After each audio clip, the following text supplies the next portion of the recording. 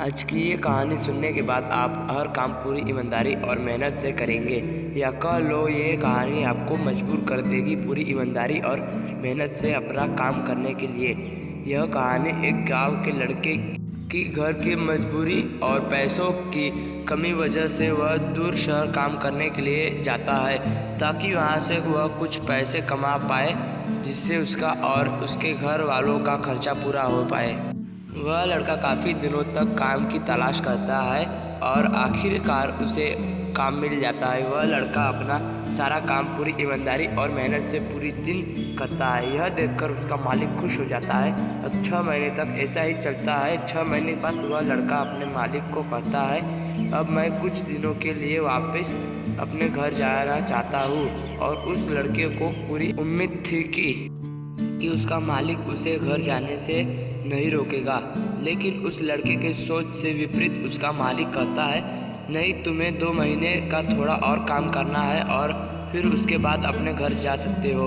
लड़के को थोड़ा गुस्सा आता है, लेकिन वह अपने गुस्से को शांत करके मालिक से पूछता है, बताइए मालिक, कौन सा काम है। उसका मालिक कहता है, हमें एक घर खरीदना है। तुम पूरे शहर में घूमो और तुम्हें जो सबसे अच्छा घर लगे वह खरीद लो, और जैसे ही यह काम खत्म हो जाता है तुम वापस अपने घर कुछ दिनों के लिए जा सकते हो। यह सुनकर वह गांव का लड़का खुश हो जाता है और जल्दी जल्दी घर को खरीदने का काम खत्म कर देता है। वह मालिक के पास जाता है और कहता है, मालिक, मैंने सबसे अच्छा घर आपके लिए खरीद लिया है। मालिक हैरान हो जाता है और कहता है, सिर्फ 10 दिनों में तुम्हें अच्छा सा घर खरीद भी लिया। गांव का लड़का कहता है, हाँ, ये घर काफ़ी बढ़िया था, इसलिए मैंने खरीद लिया। और कहता है कि क्या अब मैं अपने घर कुछ दिनों के लिए वापस जा सकता हूँ। मालिक कहता है, नहीं, तुम सिर्फ 2 दिनों के लिए अपने घर वापस जा सकते हो। गांव का लड़का कहता है,